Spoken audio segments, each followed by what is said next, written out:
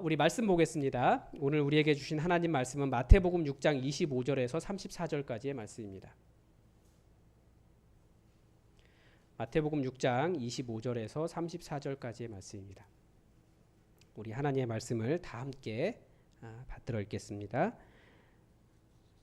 그러므로 내가 너희에게 이르노니 목숨을 위하여 무엇을 먹을까 무엇을 마실까 몸을 위하여 무엇을 입을까 염려하지 말라. 목숨이 음식보다 중하지 아니하며 몸이 의복보다 중하지 아니하냐. 공중의 새를 보라. 심지도 않고 거두지도 않고 창고에 모아들이지도 아니하되 너희 하늘 아버지께서 기르시나니 너희는 이것들보다 귀하지 아니하냐. 너희 중에 누가 염려함으로 그 키를 한 자라도 더할 수 있겠느냐. 또 너희가 어찌 의복을 위하여 염려하느냐. 들의 백합화가 어떻게 자라는가 생각하여 보라. 수고도 아니하고 길쌈도 아니하느니라. 그러나 내가 너희에게 말하노니 솔로몬의 모든 영광으로도 입은 것이 이 꽃 하나만 갖지 못하였느니라.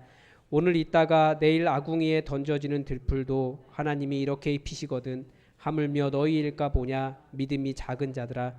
그러므로 염려하여 이르기를 무엇을 먹을까 무엇을 마실까 무엇을 입을까 하지 말라. 이는 다 이방인들이 구하는 것이라. 너희 하늘 아버지께서 이 모든 것이 너희에게 있어야 할 줄을 아시느니라. 그런즉 너희는 먼저 그의 나라와 그의 의를 구하라. 그리하면 이 모든 것을 너희에게 더하시리라. 그러므로 내일 일을 위하여 염려하지 말라. 내일 일은 내일이 염려할 것이요 한날의 괴로움은 그 날로 족하니라. 아멘. 네. 말씀을 읽는 것 자체가 여러분에게 은혜가 되는 줄 믿습니다. 제가 이제 건강 유튜브를 많이 봅니다. 이게 왔다 갔다 하면서 특별히 뭐 시간을 내서 듣는 것이 아니라 집과 교회를 왔다 갔다 할 때마다 이제 유튜브를 통해서 듣는데 의사 선생님들의 권면이 좀 비슷한 부분이 있는 것 같아요. 유튜브에서 인기를 끄는 분들은 보통 대체 의학을 하시는 분들이지만 정식 의사 선생님들은 다들 하는 말이 약을 잘 먹어라. 그게 결론이 되더라고요. 그런데 약을 먹는데도 효과가 없는 때가 있습니다. 이건 그분들 얘기가 아니고 제 얘기예요. 먼저 틀린 약을 주면 그 약을 먹어도 아무 소용 없습니다. 원하는 효과가 나지 않는 거죠. 오히려 부작용이 생길 수 있어요. 혹은 약을 줬는데 그 약이 함량에 미달하는 약이면 그것도 문제가 됩니다. 효과가 안 납니다. 그리고 함량 미달의 약뿐만 아니라 약에 다른 것을 섞어주는 것도 문제가 됩니다. 그러니까 표적하는 그런 약이 아니라 다른 걸 섞어주면 문제가 됩니다. 그러니까 약은 정확한 약과 정확한 양을 먹어야 됩니다. 그렇지 않으면 약이라고 하는 것은 이렇게 화학물이고 또 뭉쳐놓은 거기 때문에 독이 될 수도 있습니다. 그게 약이에요. 그러니까 교회도 우리가 교회를 항상 고민하지 않습니까? 근데 교회가 문제가 되는 이유가 무엇일까요? 교회도 우리 삶의 문제에 대해서 참 많고 다양한 대안들을 계속해서 이야기합니다. 정말 보면 목사님들마다 정말 다양하고요. 또 목사님들의 설교를 들으면 또 틀린 이야기 하는 것 같지는 않아요. 저도 들으면 아멘 하게 됩니다. 그런데 꽝 잡는 게 반드시 매는 아니라는 거죠. 매는 꽝을 잡을 수 있지만 꽝을 잡았다고 해서 모두가 다 매는 아닌 거예요. 그러니까 우리가 교회에 있어서 교회의 여러 가지 메시지들에 있어서 정말 우리에게 기쁨을 주고 평안을 주고 용기를 주고 뭐 내려놓게도 하고 인내하게도 하고 성경에 대한 지식도 주고 인내도 하게 하지만 그렇게 된다고 해서 모두가 다 정말 중요한 복음이 아닐 수도 있다라는 거예요. 왜 그렇습니까? 복음 아니어도 세상은 여러 가지 그런 것들이 있어요. 다 대안들이 있습니다. 우리가 정말 진짜라고 붙잡아야 될 것은 예수 그리스도라고 하는 복음이라는 거죠. 그래서 교회가 소위 세상적인 것에 집중하려고 합니다. 교회 메시지가. 그러니까 효과는 똑같이 나올 수 있어요. 기쁨과 평안과 뭐 하나님 나라처럼 보이는 그런 것들이 어떤 봉사의 열매들이. 그런데 소위 세상적인 것을 통해서 이렇게 어떤 결과를 내려고 하면 이것은 뭡니까? 틀린 약이 됩니다. 그리고 복음을 말하기는 하지만 온전하게 다 말하지 않으면 그러니까 여러 가지 이야기하면서 예수님 약간만 집어넣으면 그것은 뭡니까? 함량 미달의 약이 되는 겁니다. 그리고 만약에 이 복음이라고 하는 교회가 복음을 제대로 설명하지 않고 세상적인 욕심이나 탐욕을 더해서 말한다? 이건 약에 다른 약을 섞어서 주는 것과 똑같죠. 모든 상황이 다 그렇습니다. 그래서 우리의 상황을 보면 모든 상황이 사실 어려움이 될 수 있어요. 그런데 초대교회를 생각해 보면 왜 우리가 초대교회를 진짜 교회라고 이야기합니까? 초대교회는 예수 그리스도의 복음만이 그들을 지배했기 때문입니다. 다른 것을 말할 수가 없었어요. 아는 것도 없었고 말할 만한 능력도 되지 않았습니다. 그들이 아는 유일한 것은 오로지 예수 그리스도밖에 없었어요. 그래서 예수 그리스도만 이야기했는데, 복음만 이야기했는데 그 십자가의 복음이 순식간에 유럽을 뒤엎고 놀라운 로마를 뒤집어 엎는 그런 일을 했다라는 겁니다. 예수님께서 오늘 지적하신 문제가 나옵니다. 오늘 읽기 전에 본문이에요. 6장 24절. 한 사람이 두 주인을 섬기지 못할 것이니 혹 이를 미워하고 저를 사랑하거나 혹 이를 중히 여기고 저를 경히 여김이라. 너희가 하나님과 재물을 겸하여 섬기지 못하느니라. 그래서 이것을 다른 부분에서는, 성경의 다른 부분에서는 뭐라고 이야기하냐면, 우리의 문제는 세상 풍조가 내 주인이 되었거나 혹은 악한 영의 영향력이 내 주인이 되었거나 이 둘 중에 하나라는 거예요. 예수님은 이것을 재물을 겸하여 섬기지 못한다라는 부분으로 설명을 하신 겁니다. 그러니까 우리의 신앙은 세상 풍조나 악한 영의 영향력이 내 주인이 아니라 여호와 하나님만이 나의 주인 되시도록 하는 영적 전쟁의 문제입니다. 예수님은 이것을 아주 직설적으로 말씀하신 거예요. 전혀 흔들리지도 않으셨고요. 분명하게 말씀하셨습니다. 우리가 사실 명확하지 않은 거예요. 세상 풍조에 흔들리며 악한 영의 영향력에 흔들리며 다른 약을 먹으면서 어떤 우리가 원하는 복음의 결과에 그런 효과들이 나타나기를 바라고 있다는 거죠. 함량 미달의 약도 어떤 결과를 줄 수 있어요. 가짜 약도 플라시보처럼 줄 수 있어요.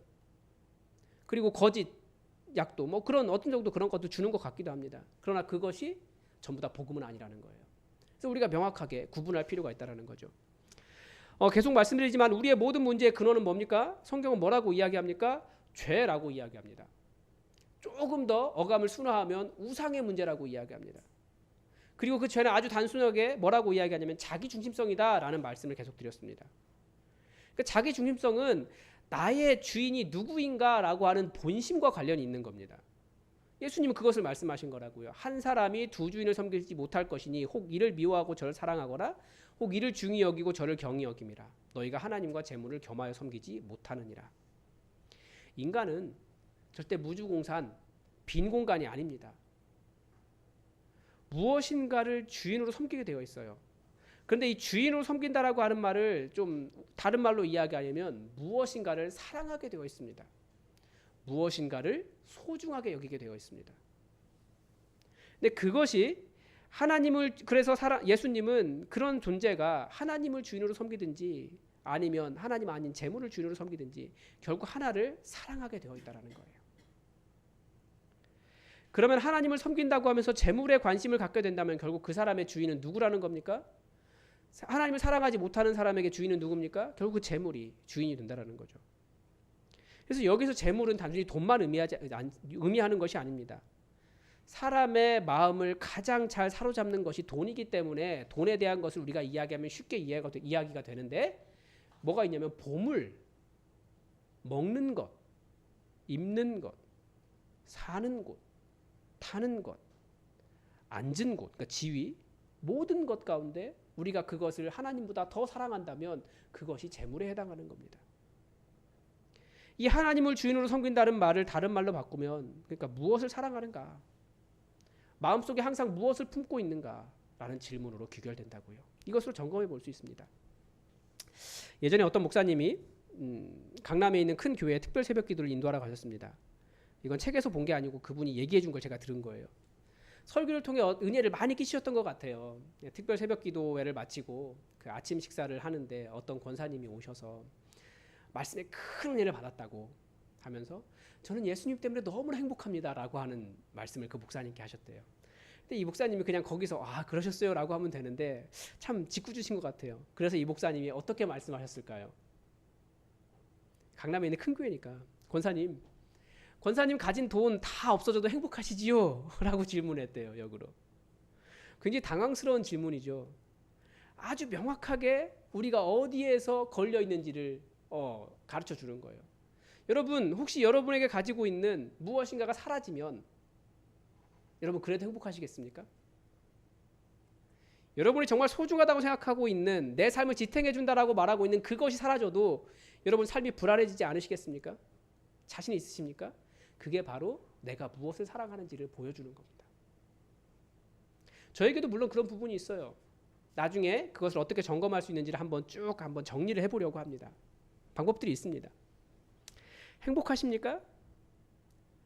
예수님이 여러분 주인 되셨기 때문에 여러분 행복하십니까? 예수님 때문에 행복하십니까? 예수님 때문에 행복하십니까? 행복합니다 라고 대답하시는 분들도 계시고 행복하지 않습니다 라고 대답하시는 분도 계실 겁니다. 그 이유가 무엇입니까? 내가 무엇을 사랑하고 있는가? 그 문제입니다. 내가 잡으려고 하면 잡히지 않는 게 복음이에요. 그러나 내가 복음에 사로잡히려고 나를 주님께 내어드릴 때 사로잡힐 수 있는 것이 복음이에요. 내가 무엇을 사랑하는가? 그것을 통해서 알 수 있는 거죠. 그리고 사람은 내가 사랑하는 그것이 없어질까 봐 대단히 전전긍긍합니다. 그 없어질까 봐 전전긍긍하는 것을 우리는 염려라고 말합니다. 다시 말하면 우리가 사실 하나님을 많이 사랑합니다. 그런데 그 하나님을 사랑하는 것의 최대의 적이 무엇일까요? 염려입니다. 오늘 예수님의 말씀대로 무엇을 먹을까, 무엇을 마실까, 무엇을 입을까 이런 염려들입니다. 뭐 더 많이 있죠. 사람들이 복음이 아닌 예수 그리스도의 은혜가 아닌 다른 약을 찾는 이유는 바로 이 염려 때문입니다. 그래서 요즘 시대의 복음은 무엇입니까? 정말 사람들이 이 소식을 들었을 때 행복하다라고 생각하는 그 복음의 소식은 무엇입니까? 주식, 비트코인, 부동산입니다.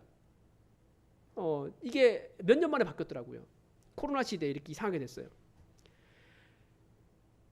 뭐 그리스도인이 할 수 없는 것이다. 뭐 주식, 비트코인, 부동산 전부 죄다라고 말하는 것이 아닙니다. 절대 하면 안 된다라고 말하는 것이 아닙니다. 그것이 나를 살게 하는 것이다. 내 소망이다라고 생각하거나 하나님을 사랑하는 것보다 더 소중하게 생각한다거나 그것이 없어졌을 때 내 삶이 불안해진다거나 내 마음을 사로잡고 있다면 그것은 내가 먹어서는 안 되는 약이라는 거죠. 그래서 이것을 점검해 볼 수 있는 질문이 있습니다. 만약 그것이 없어진다면 나를 절망하게 하거나 분노하게 하는 것이 있다면 그것이 내가 하나님을 사랑하고 있는 것입니다. 여러분 만약에 여러분이 생각하는 어떤 것 그것이 없어지면 큰일 날 만한 것 있습니까? 만약 오늘 밤에 우리 하나님께서 그것을 딱 치시면 여러분 하고 정말 염려하고 불안해지는 것이 있습니까? 그게 누리지 못하는 거예요. 하나님을 사랑하는 순서가 바뀌었기 때문에 하나님을 사랑하면 그것을 누릴 수 있지만 그것을 사랑하면 절대 그것을 누릴 수가 없습니다. 그게 이 염려의 특징입니다. 그래서 그것이 돈일 수도 있고 직장일 수도 있고 배우자일 수도 있고 자녀일 수도 있고 자기의 건강일 수도 있어요. 그리고 때로는 저에게는 그것이 교회일 수도 있습니다. 그러나 우리에게 가장 소중한 것이 무엇입니까? 하나님과의 사랑의 관계를 누리는 겁니다. 하나님을 사랑하는 것이고요. 하나님께 사랑받는 것이고요. 이것이 가장 소중한 관계고 우리가 성취해야 될 이루어야 할 최고의 목표입니다. 하나님과 사랑의 관계를 누리는 것.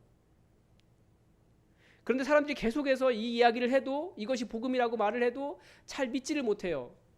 왜 그러냐면 여전히 우리의 마음속에는 사랑하는 것이 여호와 하나님이 아니기 때문에 다른 염려들 때문에 내가 그걸 사랑하지 못하는 겁니다. 하나님의 말씀 믿지 못하는 거예요. 예수님께서 사람들이 뭐 하느라고 그렇게 열심히 살아가는가 그걸 살펴보신 것 같아요. 그런데 보니까 다들 무엇을 먹을까, 무엇을 입을까, 무엇을 마실까 그것을 고민하며 살아가더라는 겁니다. 그래서 심지어 예수님께서 나와의 관계로 이 사랑의 관계로 초청을 하셔도 사람들이 저 바빠요. 장가도 가야 되고요. 지금 밥 먹으러도 가야 되고요. 소도 시험해 봐야 되고요. 이런 것들이 죄는 아닙니다.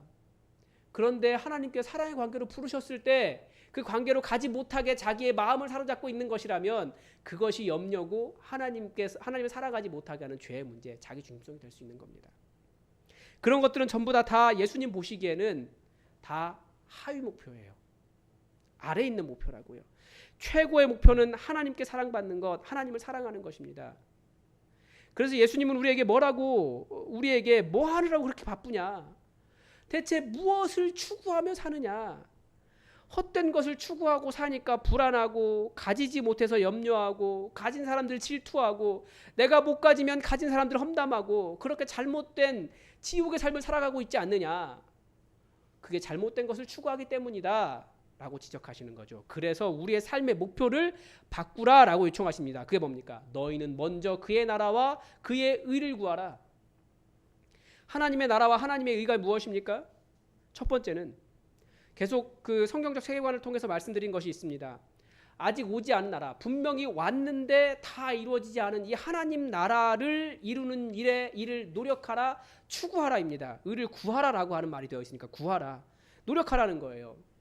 깨어진 하나님 나라, 이 창조의 상태로 다시 만들 책임이 우리 인간에게 있습니다. 인간이 하나님을 떠나면서 이 모든 세상이 깨졌기 때문에 다시 인간이 하나님의 사랑 가운데 돌아와서 회복해서, 그 사랑을 회복해서 하나님 나라를 만드는 겁니다. 하나님께서 나를 사랑하신다라고 하는 그 사랑을 온전히 받아들이고, 나도 하나님을 온전히 사랑하고, 그리고 하나님과의 그 사랑의 관계를 누리고, 그래서 그 사랑 때문에 내 안에 하나님의 사랑이 가득 찼기 때문에 내가 나를 사랑하고, 남과 비교하지 않아도 충분히 나를 사랑할 수 있고, 그것 때문에 흔들리지 않는 나, 그리고 그 사랑으로 내 이웃을 사랑하고 또 세상을 회복시키는 그 하나님 나라를 이루라는 거예요. 그리고 또 하나, 그분의 의라고 되어 있는데 뭐 여러 가지 설명할 수 있지만 단순하게 설명드리면 그렇습니다. 우리의 의는 뭡니까? 우리의 의는 오로지 예수 그리스도의 십자가밖에 없습니다.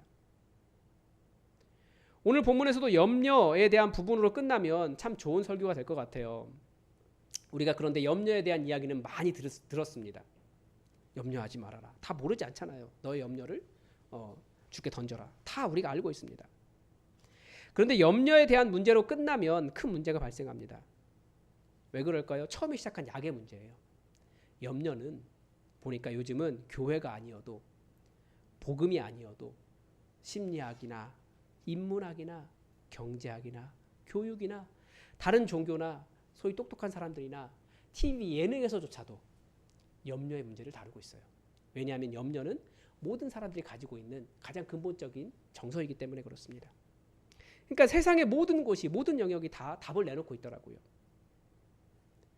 그런데 절대 그들이 내놓지 못하는 답이 있습니다. 뭡니까? 우리 하나님의 의가 이 예수 그리스도의 십자가고 우리에게 예수 그리스도를 추구하라고 하는 이 명령이 가지고 있는 그 염려를 뛰어넘는 하나님 나라, 그 의에 대한 것은 설명을 절대 못합니다. 이것은 우리만이 가질 수 있는 거예요. 염려만 다루면 종교겠죠. 그러나 염려를 통해서 예수님은 우리에게 예수 그리스도를 만나라고 명령하고 계신 겁니다. 삶의 목표를 조정하라는 거예요. 그게 아니라는 거죠. 우리가 어떻게 하면 그 모든 염려들을 이기고 정말 예수 그리스도의 복음만 같이 할 수 있겠습니까? 앞으로도 설명할 일이 있겠지만 우리가 예수님을 믿고 난 이후에 우리에게는 두 가지 인식이 생겨요. 뭡니까? 하나는 거룩함에 대한 인식이 생깁니다.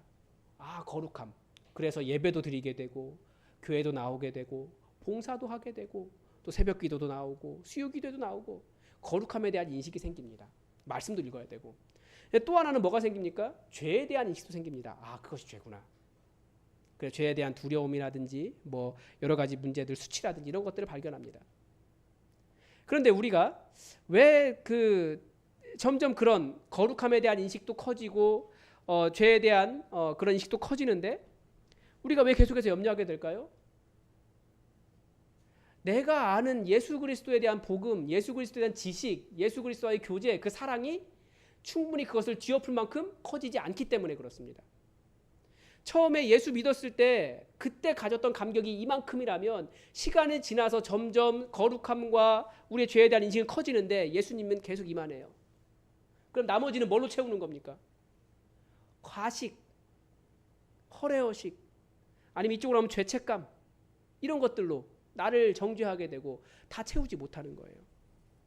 어떤 사람은 그래서 더 종교적이 되려고 하고 그것으로 자기를 정당화하고 자기 의에 빠지고 아니면 율법주의에 빠지고 이런 문제들이 발생하고, 반대로 이쪽에 가면 죄에 대한 인식은 많이 커졌기 때문에 계속 불안한 거죠. 그래서 예수님께서 하신 말씀은 뭐냐면 이 십자가가 다 커버할 수 있다는 거예요. 그래서 우리에게 추구하라라고 하는 것이 무엇이냐면 종교도 뛰어넘고 도덕도 뛰어넘고 자기의도 뛰어넘고 율법주의도 뛰어넘고 교만도 뛰어넘고 죄도 이기고 죄의 두려움도 이기고 수치도 이기고 절망을 이기는 것이 십자가의 은혜이기 때문에 예수 그리스도라고 하는 의를 추구하라는 거예요. 그러면 예수 그리스도의 십자가, 예수님에 대한 지식, 예수님에 대한 사랑이 늘어날수록 우리는 이 모든 것을 커버하고 은혜가 지배하는 그런 삶을 살아갈 수 있다라는 겁니다. 그게 예수님께서 먼저 그의 나라와 그의 의를 구하라, 추구하라. 단순히 염려를 뛰어넘으려는 그런 문제가 아닙니다.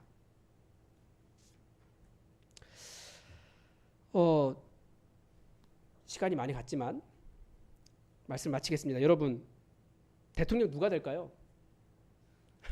너무 뜬금없나요?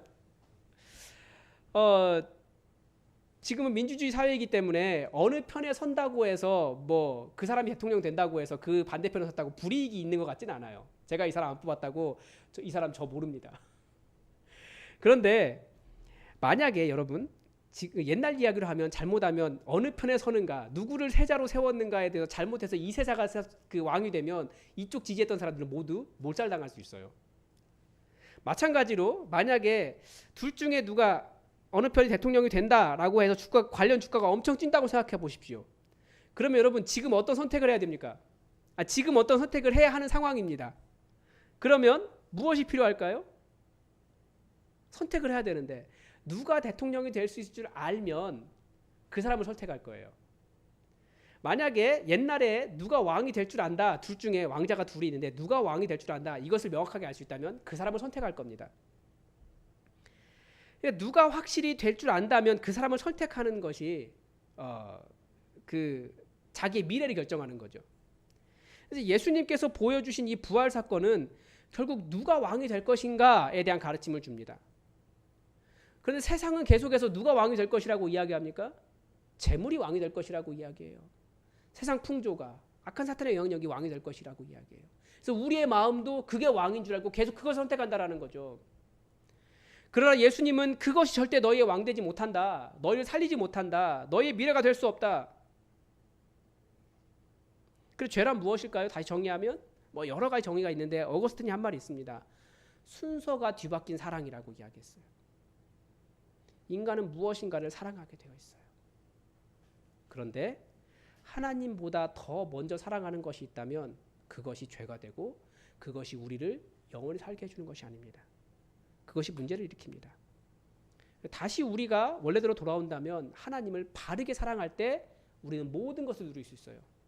예수님께서 먼저 그의 나라와 그의 의를 구하라. 그 뒤에 더해진 말이 뭡니까? 사랑하면, 예수님 따라가면 그 모든 것 다 누릴 수 있다. 물론 이 누린다고 하는 약속이 우리가 세상이 약속해 그 속삭이는 것처럼 너희가 부자가 되고 비트코인 상승하고 사는 집이 무조건 값이 엄청나게 오르고 이런 것을 의미하는 것이 아닙니다. 한번 생각해 보십시오. 이 세상에 오셔서 기도 제일 많이 한 사람이 있습니다. 근데 그 사람이 죽을 때 뭐 한 줄 아십니까? 더 몸부림쳤어요. 죽기 싫다고. 예수님이 그랬습니다. 그래서 우리가 생각하는 것처럼 하나님의 나라를 선택하고 하나님의 의를 선택하는 것이 세상이 주는 부가 아니에요. 그런데 그렇게 불안과 공포 속에서 떨면서 몸부림치며 땀방울이 핏방울 될 때까지 기도하셨던 그 예수님이, 그리고 그렇게 십자가에서 죽은 줄 알았던 예수님이 3일 뒤에 제자들 앞에 나타나셨어요. 세상이 끝이 아니더라. 여러분, 우리 죽음 위에 무엇이 있습니까? 예수님의 부활이 무엇을 선택할 것인가, 우리에게 무엇을 추구하며 살 것인가를 도전하고 계십니다. 여러분, 무엇을 사랑하는가가 나의 하나님을 보여줍니다. 내가 무엇을 상실했을 때 분노하는가가, 무엇 때문에 내가 불안하는가가 나의 우상을 보여줍니다. 예수님 말씀하셨습니다. 절대 두 주인 섬기지 못합니다. 그래서 우리에게 정말 선택하라고, 이미 우리에게 예수 그리스도의 부활을 보여주셨기 때문에 진짜 우리의 미래는 예수 그리스도에게 있다는 것을 알고 예수 그리스도 그분을 추구하라고요. 그리고 우리가 지금 이 땅에서 그분을 추구해 나갈 때 우리의 모든 불화를 뛰어넘을 수 있는 그 십자가의 크기, 그 은혜를 경험하기를 우리 주님은 원하십니다. 그러면 이 모든 것을 더하시리라 하신 말씀, 우리에게 사랑하기 때문에 모든 것을 누릴 수 있도록 은혜를 주실 겁니다. 여러분, 가장 중요한 것이 무엇입니까? 하나님을 사랑하는 것이고요. 나머지는 누리는 것입니다. 그거 사랑하는 거 아니에요. 하나님만을 사랑하는 겁니다. 그래서 여러분, 예수 그리스도를 끝까지 계속해서 추구하시기 바랍니다. 기도하겠습니다. 하나님 아버지, 오늘 먼저 그의 나라와 그의 의를 구하라라고 하는 예수님의 명령을 우리가 들었습니다. 우리가 무엇을 주인 삼고 살아가는지, 무엇 때문에 불안해하는지, 하나님을 섬기며 하나님의 나라를 위해 살아가지 못하는 그런 일들, 무엇을 추구하며 살고 있는지 우리 자신을 잘 돌아보게 하시고, 복음 앞에서 오로지 하나님 나라와 예수 그리스도의 의만을 추구하여 십자가의 그 은혜가 우리의 삶을 가득 덮어서 이 땅에서도 천국 살아가고 또 미래에서도 천국 살아가고 하나님의 놀라운 생명의 기쁨을 누리며 살아가는 행복한 그리스도인들 되게 하여 주시옵소서. 주님의 은혜에 너무나 감사드리며 예수 그리스도의 이름으로 기도드립니다. 아멘.